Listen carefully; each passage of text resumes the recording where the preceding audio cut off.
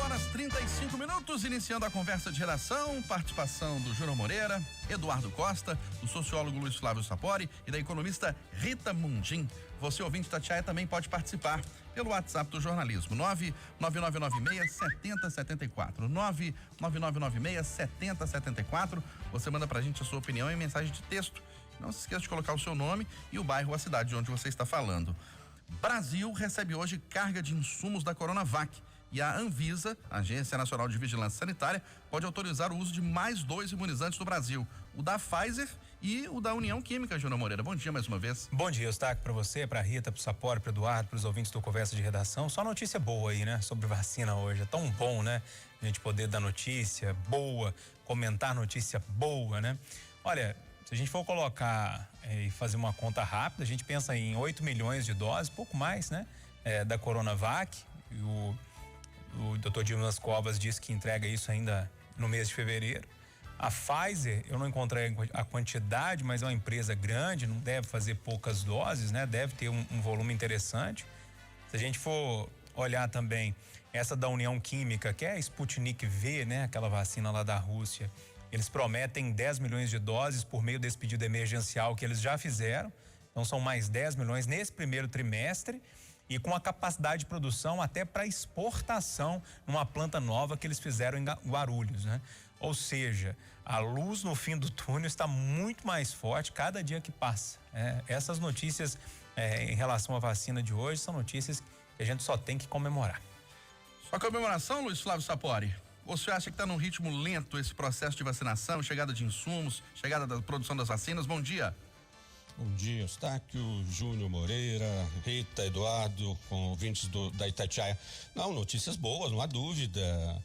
É sempre bom, né, termos a perspectiva de melhoria no enfrentamento da pandemia. Vai se confirmando, do meu ponto de vista, Eustáquio, o que já se previa desde o ano passado, né? A Coronavac, ela está se tornando, ou se tornou, o carro-chefe do Plano Nacional de Imunização. E tem que ser assim mesmo. As vacinas da Pfizer, da Johnson, né, da Rússia, certamente vão poder complementar, né, esse plano nacional, mas a nossa capacidade, né, a capacidade do Instituto Butantan de produzir milhões de doses em curto espaço de tempo é cada vez mais nítida. Então, o Ministério da Saúde deve jogar todas as fichas, né, na Coronavac. E certamente temos um desafio de aumentar a capacidade de produção e de distribuição de vacinação. O ritmo é lento, né? Não podemos manter, Eustáquio, esse ritmo, porque conforme as expectativas e as estimativas, levaríamos alguns anos, né, para atingir aí 70%, 80% da população. Mas o Ministério da Saúde, então, tem que adotar, então, cada vez mais posturas ativas, uma ação mais presente junto a essas instâncias de produção da vacina, especialmente a Coronavac, especialmente a produção do Instituto Butantan. E como bem disse o Júnior Moreira, vamos comemorar, né? Nem só de notícias ruins vivemos ultimamente, né? Ô, Rita, bom dia. Quanto mais vacinas, melhor, né? Bom dia mais uma vez. Bom dia. A vacina é a garantia, inclusive, da velocidade de retomada da atividade econômica. O próprio ministro Paulo Guedes é defensor de primeira hora da vacinação em massa. E eu acho que está todo mundo correndo atrás das vacinas, dos insumos, e todos na mesma direção, querendo vacinar a população o mais rápido possível. Olha, infelizmente morre a primeira criança por Covid em Belo Horizonte. Enquanto isso, os índices que medem a pandemia na capital mineira estão em queda, Sapori. Pois é, que notícia chata, né, Eustáquio? É sempre muito ruim a gente ter que comentar uma morte, né, de uma criança, e principalmente nessas condições, revelando que a Covid-19, apesar de matar preferencialmente, né, idosos e pessoas com comorbidades, é uma doença também que atinge jovens, crianças. Agora, certamente em menor intensidade, né? A gente também não pode fazer desse fato um elemento de disseminação do medo, da insegurança na população belo-horizontina, a população mineira. O número de vítimas, né, dessa faixa etária infantil é muito baixo, confirmando que as crianças, né, elas têm uma possibilidade muito maior do que adultos, idosos, de resistirem à infecção do coronavírus. Agora, é sempre muito importante reforçar então as medidas de cuidado. Casos como esse, Eustáquio, reforçam minha convicção de que não devemos voltar ainda com o ensino presencial, né? Devemos tomar cuidado, né, com a retomada das atividades presenciais, no ensino infantil, no ensino fundamental, no ensino médio, por mais danoso que isso provoque na educação, porque mesmo em patamares inferiores, há sempre a possibilidade, né, dos jovens, adolescentes e crianças serem infectados e em algum caso ou outro acaba falecendo. Então, reforça a minha convicção de que o caminho que a Prefeitura de Belo Horizonte, mesmo o governo estadual tem adotado, né, de restrições, né, de combinar o isolamento social com a flexibilização da atividade econômica, essa conjugação no tempo, abre, fecha, é o caminho certo. Particularmente a Prefeitura de Belo Horizonte, do meu ponto de vista, tem acertado muito no enfrentamento da pandemia, né, reforçando a minha convicção nesse sentido. Ô Eduardo, não foram dados detalhes sobre a morte dessa criança, a idade certa, se é menino ou menina, se tinha outras doenças, mas é entre 0 e 4 anos. Já havia falecido, infelizmente, também uma criança adolescente entre 10 e 14 anos. Bom dia para todo mundo. Bom dia. A minha convicção é de que se trata o corona de um bichinho que é oportunista, que é invasivo ao extremo. Ele afeta fígado, rins, cérebro, coração, provoca obstruções, né? As chamadas tromboses. É um bichinho daquele jeito. Fiz um exame recentemente, agora descobri que a tal da ferritina sérica está a mais de 600, quando o ideal é 300. Quer dizer, vai lá no fígado da gente, ele vai para todo lado. E ele é uma roleta russa, seu Eustáquio. Ele pega uma pessoa de 65, 70 anos que tem comorbidades, ela escapa, ele pega um jovem de 30 e mata. É um bichinho danado. Quando pega uma criança, a gente sofre muito, a gente sofre junto com a família, seu Eustáquio. Pois é, Júnior, a gente vê os índices caindo, felizmente, em Belo Horizonte, mas essa notícia triste da criança. Pois é, Eustáquio, sobre os índices é aquela tendência que eu já falava na semana passada, né? Quando você vê a taxa de transmissão caindo, consequentemente, a gente vai ver as taxas também de ocupação dos leitos diminuindo, né? Primeiro nas enfermarias, depois nas UTIs. Sobre a criança, Eustáquio, é muito triste, né? Quando se inverte a ordem natural da vida, é muito mais doloroso, né? É muito mais doloroso, pelo menos para mim, né? Isso me incomoda muito. Eu não quero minimizar essa tragédia de forma alguma, me entendam. É uma tragédia, quanto mais próximo da pessoa, né? Então a família deve estar sofrendo muito com isso tudo, mas vou tentar olhar para o lado, não sei se tem lado bom, mas um lado um pouco mais otimista essa história, né? Depois de quase um ano de pandemia, de mortes aqui no Brasil, é a primeira criança que morreu por Covid-19, por complicações da doença.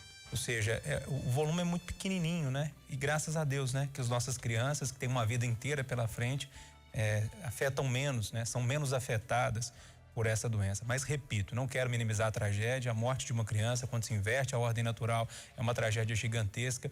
Mas eu acho que a gente também não pode alarmar para que os pais fiquem desesperados, né? O índice é baixíssimo, baixíssimo, quando a gente chega nesse índice aí, nessa faixa etária de 1 a 4 anos, né?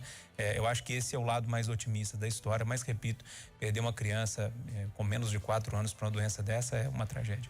Ô Rita, depois desse fechamento da cidade por 3 semanas, houve essa redução nos índices da Covid, redução do índice de ocupação, redução do índice de transmissão da doença, e parece que passou aquela onda de consequência das festas de final de ano, né? Mas não podemos baixar a guarda também. Esse é meu raciocínio, Eustáquio. Quando a gente começou a falar disso aqui, eu disse, olha, nós vamos ter uma agudização em relação, né, à Covid por causa das aglomerações e das saídas, né? De final de ano, parecia que estava tudo normal, que todo mundo estava vacinado. Então, era normal que a taxa subisse e, passado esse período de infecção, em razão dessas aglomerações, dessas viagens, nós estamos tendo aí os índices caindo. Eu tinha dito isso, que eu acho que isso faz parte do movimento que houve no final de ano. Olha, enquanto morre uma criança em Belo Horizonte por Covid-19, a gente muito preocupado ainda com os índices relativos à doença. Após vencer a eleição na Câmara Federal, o deputado Arthur Lira fez uma festa com aglomeração e sem máscara. O deputado comemorou num bairro nobre de Brasília com vários colegas. Um vídeo da festa viralizou nas redes sociais e está revoltando os empresários que tiveram que fechar o comércio durante a pandemia, Luiz Flávio Sapori. O que dizer disso, né? A não ser lamentar, mais do que lamentar, é indignar, porque o comportamento do Arthur Lira é indefensável.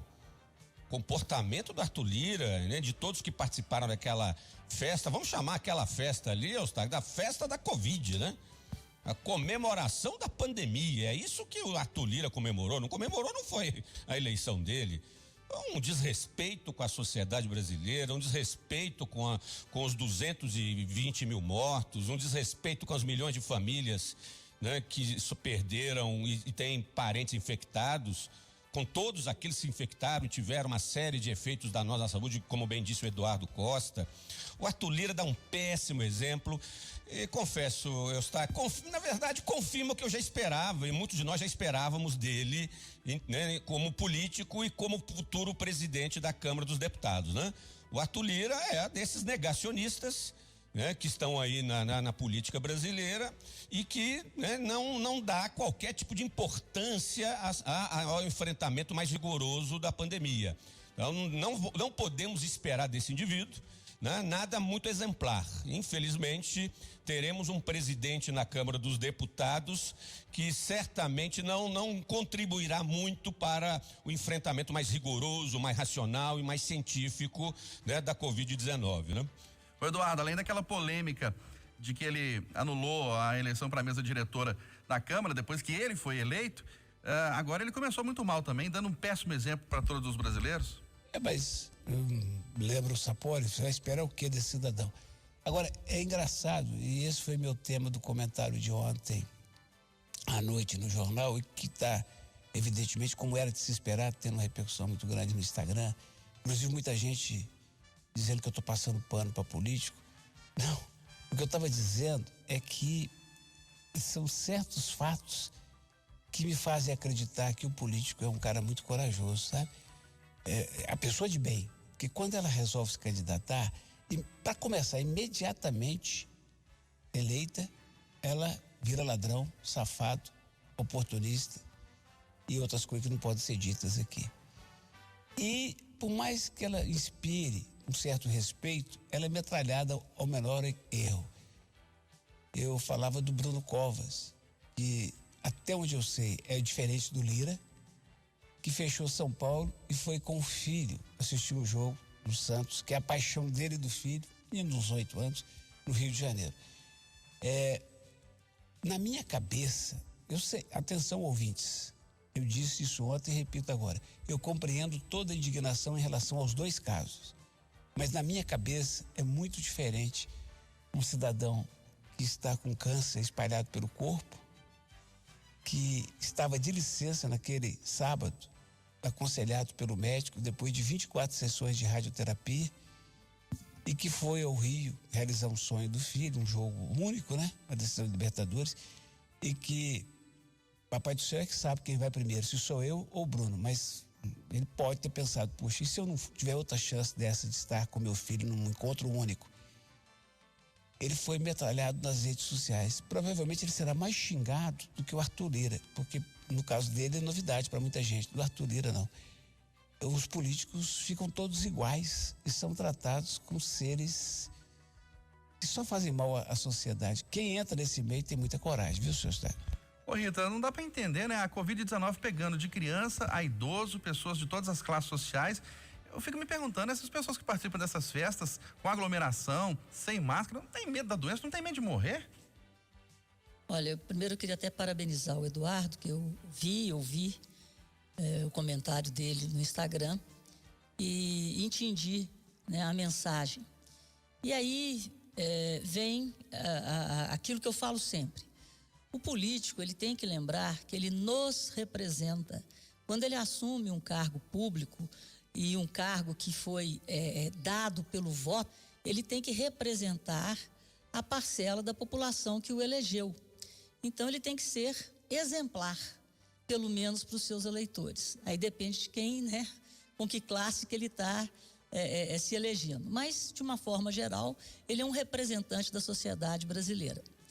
E nesse momento, né, de agravamento dessa segunda onda da Covid, ele foi contra o próprio discurso. Ele pediu 1 minuto de silêncio pelas vítimas e, ao mesmo tempo que ele pediu 1 minuto de silêncio, ele já estava lá ligando para ver se o champanhe, se o espumante estava gelado. Então,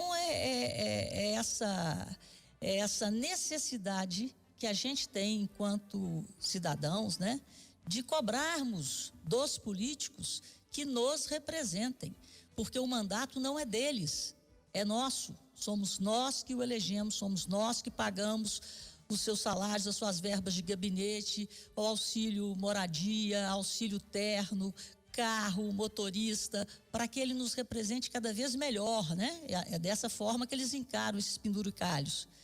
Então, é uma coisa incoerente com o cargo de representatividade no momento em que ele tinha todo o direito de comemorar, mas ele tinha o direito de comemorar sem aglomerar, e que essa aglomeração, essa comemoração fosse feita de uma forma com seus pares, de uma coisa sem aglomeração.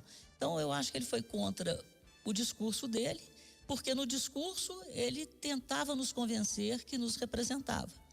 Mas ao agir como agiu, ele rasgou a carta de representação e o voto de muita gente. Ô, Júnior, aqui pelo WhatsApp, o João Pereira Duarte, do bairro Santa Martinha, Ribeirão das Neves, tá com opinião contrária. Ele está dizendo que o Arthur Lira é uma esperança para uma boa parte dos brasileiros. E se esse fato tivesse ocorrido com o Baleia Rossi, que era o concorrente dele, estava todo mundo calado. Eustáquio, a gente coloca esperança em quem a gente quer, né? Eu não tenho esperança nenhuma na mudança. Meu pensamento é o seguinte, Eustáquio, quando você faz o mesmo caminho, não tem como você chegar em um lugar diferente. E o caminho da via de compra de votos, a via do centrão, leva a um único caminho, né? Então, quando você faz as mesmas ações, não tem como você ter um resultado diferente. Esse é o problema em relação à mensagem do ouvinte. Mas, repito, ele coloca a esperança em quem ele realmente sente que pode trazer alguma coisa e tomara que traga, né? Tomara que entregue. Sobre a questão da festa, todos me contemplaram muito aí nesse assunto. Eu queria chamar a atenção para 2 coisas, porque realmente as máscaras caíram ali, né? Literalmente, né?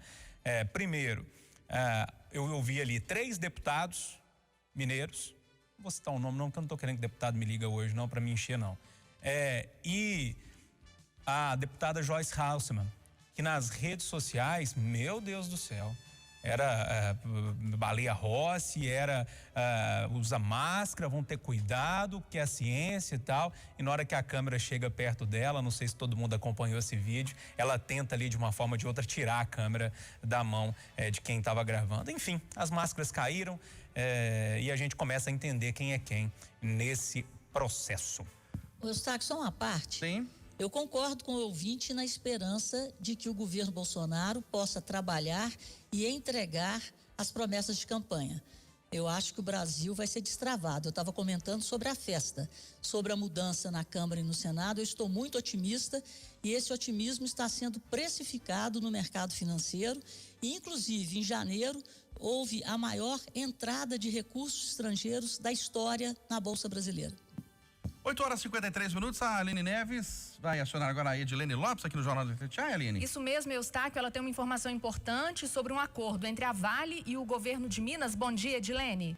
Bom dia, Aline Neves. Bom dia, Eustáquio Ramos. Bom Informação em primeira mão. O acordo das instituições do poder público com a Vale deve ser assinado amanhã, de acordo com Jarbas Soares Júnior, procurador de Justiça de Minas Gerais, chefe do Ministério Público Estadual. Ainda segundo ele, o acordo bilionário será o maior acordo judicial da história de Minas. Conforme a Itatiaia informou em primeiríssima mão, na sexta-feira da semana passada, a Vale fez uma proposta de cerca de 37 bilhões de reais e o prazo para a negociação foi prorrogado até o dia 22 deste mês. O horário da reunião em que o acordo deve ser assinado amanhã ainda não foi divulgado oficialmente. Desse valor, serão descontados os 10 bilhões que a Vale afirma que já investiu em reparação nos últimos 2 anos. Mais detalhes ao longo do dia, Aline. 8h55. Ô, Júnior Moreira, é claro que nenhum dinheiro vai trazer de volta as vidas, né? Mas tá ficando de bom tamanho esse acordo? Eustáquio, não é de bom tamanho, mas antes um acordo mediano do que uma boa promessa, né? Tomara que esse acordo, que na minha opinião é mediano, seja assinado, né? Repito, é muito melhor um pássaro na mão do que 2 voando. Uma ótima proposta, uma ótima coisa que não vai acontecer. Agora o dinheiro entrando no caixa é meio complicado, né? Por meio de investimentos, não é pegar os 37 bilhões e colocar no caixa do governo. É um negócio mais complexo, mas de qualquer maneira pode trazer boas novas para nós aqui na região metropolitana. E para você, Eduardo Costa? Fica de bom tamanho? Desde o primeiro instante eu estou defendendo esse acordo. Quem for contra, pense que amanhã é dia de aniversário. Agora eu esqueci, são 70 anos. 70 anos, Eustáquio, da Gameleira? 50. 50 anos da Gameleira. 71 que foi. Hein? Foi em 71. Exatamente. 50 anos da Gameleira e tem viúva que não recebeu indenização até hoje. Pensem em Mariana. Pensem no viaduto da Covan que caiu na Pedro I, que não devolveram nem o dinheiro da prefeitura até hoje. E lembrem-se de que nós temos uma justiça que teve um recesso de 19 de dezembro até agora, o começo de janeiro, um mês de recesso. Muitos dos juízes agora entram de férias, porque tem direito, mais 30 dias de férias. E é uma justiça que já anunciou que, apesar do governo de Minas cortar o ponto facultativo no carnaval, que apesar das prefeituras, inclusive da capital, cortarem o ponto facultativo, já avisou que vai parar no carnaval. Uma justiça que está no remoto, que o sujeito que for ao Fórum de Belo Horizonte ou de Contagem hoje, ele tem que marcar a audiência para ir ao fórum. Uma justiça que continua deixando o Norberto Mânica lá de Unaí livre, que julgou semana passada o caso dos médicos pós-de-causa de 20 anos e que está folgando todo dia. Se deixar isso para a justiça decidir, meu irmão, nem nossos bisnetos vão ver. Então, que o acordo venha, que o rodo do anel seja construído, que vai ser uma bênção para salvar vidas no anel e que providências sejam tomadas para salvar Brumadinho e região, investindo em saneamento e meio ambiente. E para deixar Rita e Sapori falar, porque eu não falo demais quando eu falo com um trem desse, eu preciso dizer o seguinte: primeira coisa que esse dinheiro tinha que fazer, um trem turístico levando aqui da estação ferroviária até o Iotim, que é um dos maiores espetáculos do mundo, que o mundo inteiro quer ver e muita gente de Belo Horizonte não pode porque não tem dinheiro para ir lá. Falei. Hashtag pronto, falei, senhor. Ô, Rita Mundim, podemos considerar uma boa notícia esse acordo em meio a tanta tragédia em relação a esse rompimento lá em Brumadinho? Tem um ditado que vale muito aqui pro Brasil: o bom é inimigo do ótimo. Quando a gente fica querendo o ótimo, a gente não faz um bom acordo e o acordo não sai. Então eu acho que eu faço minhas as palavras do Eduardo, e que venha o acordo, é um bom acordo e vai entrar dinheiro no caixa, um dinheiro direcionado, um dinheiro marcado, mas que será revertido, ainda mais com a gestão de Romeu Zema. Na gestão de Romeu Zema, eu acho que será investido com muito zelo, centavo por centavo. E para você, Luiz Flávio Sapori? Ótima notícia. A quarta-feira, nós estamos com uma quarta-feira assim bem para cima, hein, Eustáquio? Que maravilha. Só a maior parte hoje do Conversa da Redação com notícias positivas. É bom, né? É bom a gente ter um dia iniciando com esperança. Esse acordo é muito importante. Assina embaixo o que disse o Eduardo, o que disse a Rita. Os 37 bilhões, aliás, vai descontar alguns, né, uns 10 bilhões, os 27 bilhões serão fundamentais para Brumadinho, para a região e principalmente o Rodoanel. Essa obra, como bem defendido o Eduardo Costa, como essa obra é importante para nós da região metropolitana, é uma forma da Vale minimizar, né, todos os malefícios que ela causou aos mineiros, aos moradores da região de Brumadinho. É sempre bom ter um acordo para evitar decisões judiciais. Ô Eustáquio, será que uma parte desse dinheiro não pode ir lá pro Cruzeiro não pagar as dívidas? Não mexe com isso não. Ô, Júnior, aí seria muito mal empregado, Sapori. Não, Rita, só um seria muito mal empregado. Uns 100 milhões aí lá pro Cruzeiro, Eustáquio? Quem sabe? Vamos fazer essa proposta, Eduardo Costa? já que você tocou no Cruzeiro, deixa eu lembrar que o Hulk está chegando. É mais uma boa notícia da quarta. Ah, não, Eduardo, aí é a má notícia, aí é a má notícia do dia. Eustáquio, Oi. deixa eu fazer um apelo ao Zema. Eu não sei se do ponto de vista legal é possível. O Zema, que sabe realmente gerir o dinheiro, como disse a Rita, guarda os 2 bi para pagar uma folha de pagamento, para acabar com esse suplício todo mês dessa bendita cara que eu não aguento isso mais. Aqui pelo WhatsApp, o Cadu Tolentino, lá de Nova Lima, tá dizendo: melhor um bom acordo do que uma demanda sem fim. É exatamente o que eu disse. Sinal eletrônico da Itatiaia, marcando 9 horas em ponto em Belo Horizonte. Final do Jornal da Itatiaia, primeira edição. Ótimo dia a todos.